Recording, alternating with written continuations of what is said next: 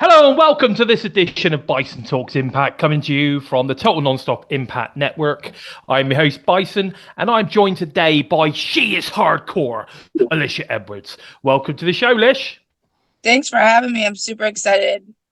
Oh, good. I'm excited. I have to say, I'm excited. I wanted to have a conversation with you for quite some time. I think we sort of kind of we've passed like ships on the night a few times on the social media, and quite often share different things because, as you probably already know, I am a big fan of yourself and of course Eddie Edwards, your Oh, man. thank you.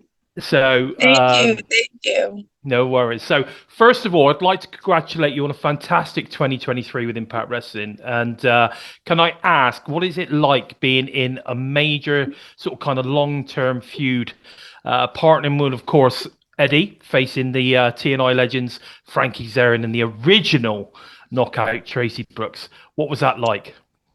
It was extremely satisfying and creatively something that we actually enjoyed very much this year.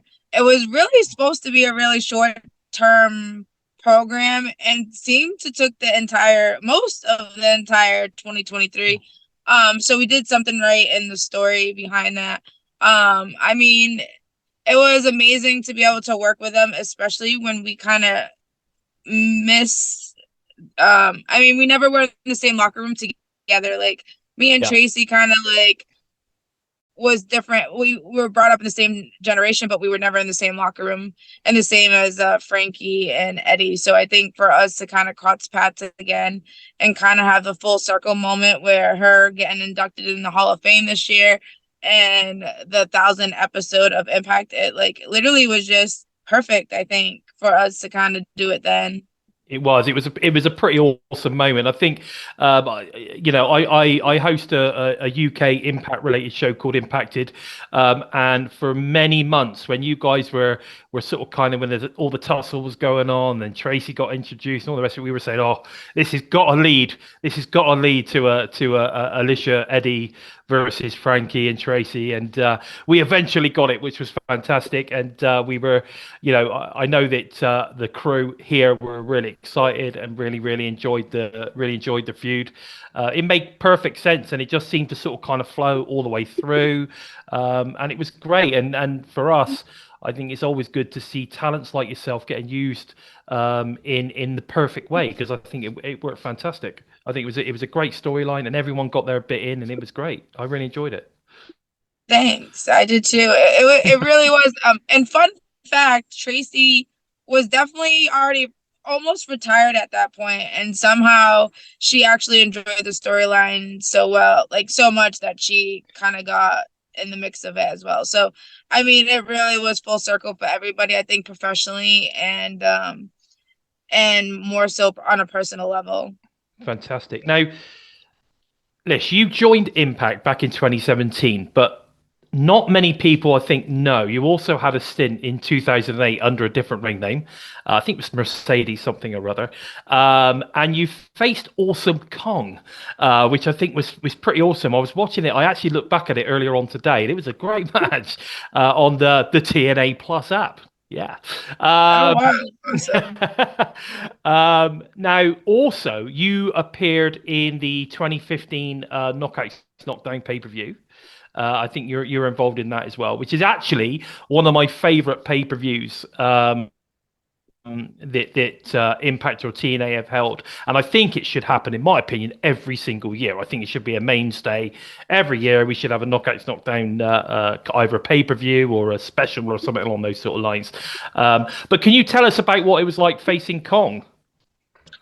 Probably the scariest moment in my career. That was back in '08, so I was fairly green at the time. I was really good friends with Nikki Rocks, Roxy Limo, from TNA at the time. So I kind of got the opportunity through her. So I mean, she really kind of like guided me through the whole day, but I mean, to the point where Kong was super nice in the back. And then once I went out there and that music hit, it was literally like one of the scariest moments, but like it was really good to kind of get my feet wet and kind of do my first thing then, because I really think I needed a lot of work after that, Yeah, and a lot more experience. So I think it kind of was full circle to kind of do it almost, was it yeah, 10 years definitely. after? Oh Yeah, 10 man, years yeah, you after. did it again Yeah. 10 years later. Exactly. Now, the other thing as well, of course, I don't think a lot of people know this. You were trained by Bobby Roode, right? Am I right or am I wrong? So you're wrong. I don't know where this rumor came from. And it's kind of like a joke with me and Eddie, because like someone said this in an interview, and I was like, where does Bobby Roode like have any connection with me or New England? Or and then like I went on Wikipedia and I found out it does say that I was trained by him. So somehow I have no idea where that rumor came. I was not trained by Bobby Roode. I mean, I'm nothing against him, but don't know where that connection came from. That's kind of strange, isn't it? There's all sorts of there's the beauty about Wikipedia, or the not so beauty about Wikipedia. People can just go on there and put what the hell they like. So Yeah. maybe you should go on there and change it and put who you really did, who was your trainer. Then everyone would know. Yes. That would be a good Yes. idea. Now, since your return to the knockouts in 2017, you have been, in my opinion, a crucial part of the division. Earlier this year, you got the opportunity to face a knockouts champion Trinity, of course, in the main event of Victory Road. What did that opportunity, after being with the division for so long now, mean to you? It literally was the highlight of my career, both independently and mainstream. I mean, to be honest with you, I never thought Trin would end up at Impact, being a stable at WWE for so long. So be able to, snag her this year was great for our division, and then being able to work with her was literally the icing on the cake, I believe. It literally was one of my best years at Impact. I think me turning to the heel side kind of was beneficial in that aspect. So, I mean, I really think it's just the warm up year for Lish, and I think 2024 might be the year where we can all, me and the boys, will bring gold home. That would be fantastic. It really would. Now, this past October, Impact actually returned to the UK. Unfortunately, you weren't able to make it on this occasion, but I just want to ask your thoughts on what you think made this tour such a huge success for the promotion.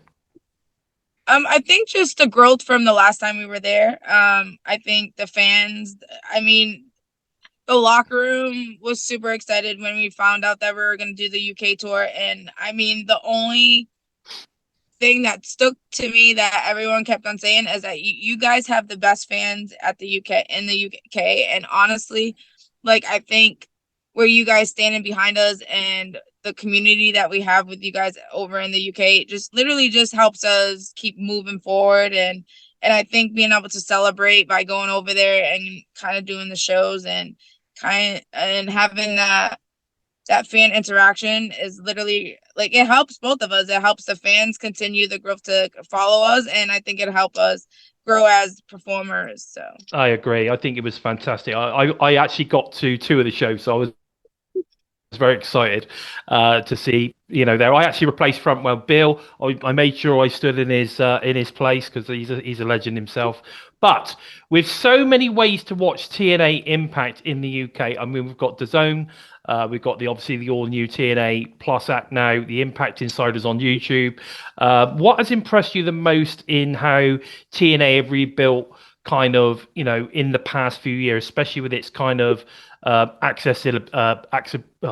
the word I'm looking for? Accessibility. There you go. That's a big one. Accessibility. What do you think? I mean, it's always kind of been a question of like when we ask wrestling fans how they watch Impact and like, oh, we can't watch Impact, we don't get the channel.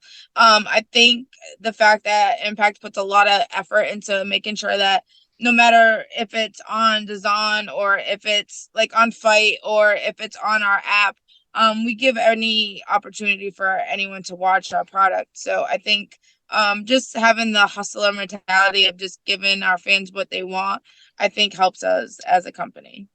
100%. I think there's so many ways that you can watch these days, and streaming is definitely the way to go now. I think that the generalized channel on your cable network is sort of kind of getting smaller and smaller, and the world of digital is getting bigger and bigger. So it makes total sense. Impacts are on the pulse, baby. But looking forward to 2024 after a huge announcement at the end of BFG this past October.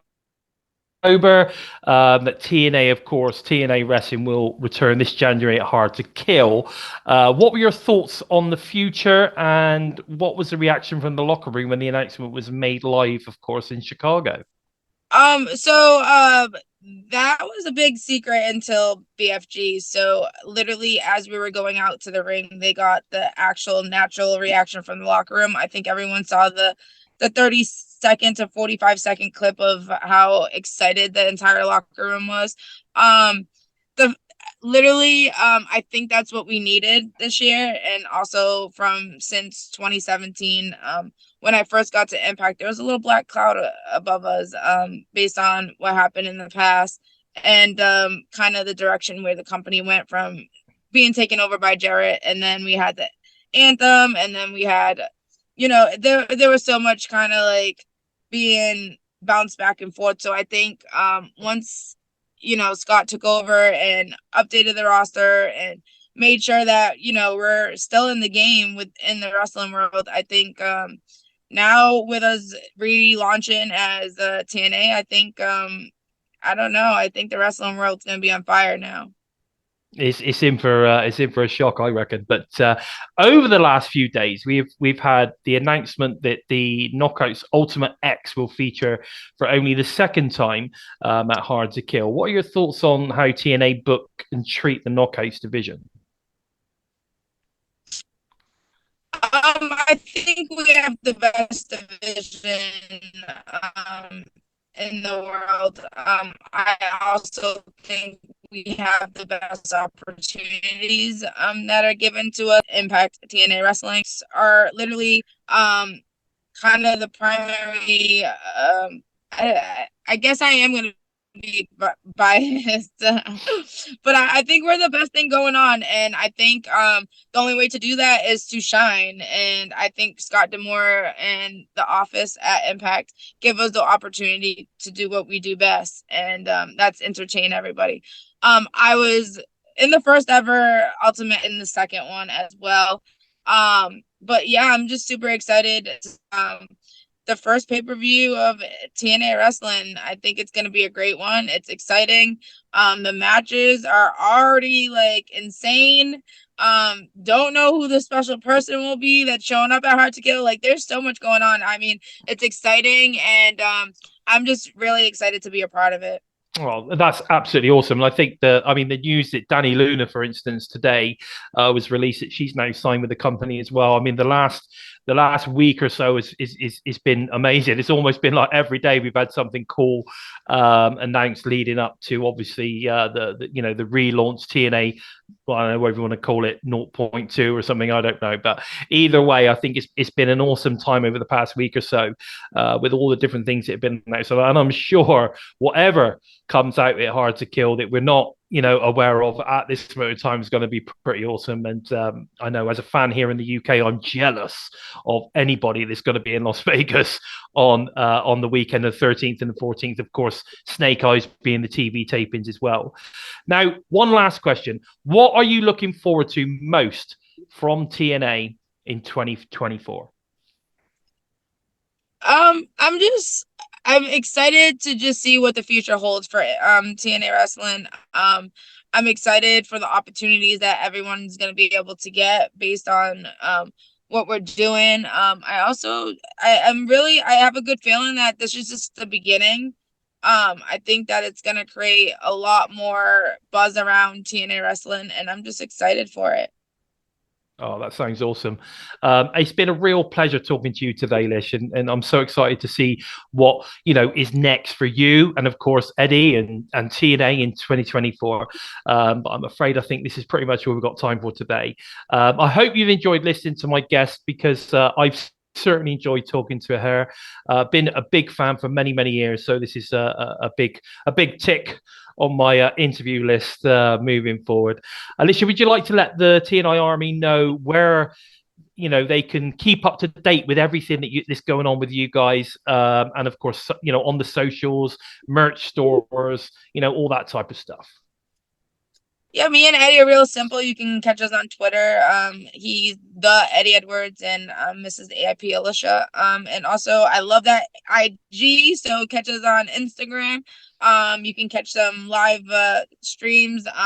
We're about to do a lot of content and at the Hard to Kill weekend, so just stay tuned for everything. So make sure you subscribe to everything and anything TNA in 2024, because you're not gonna miss on anything.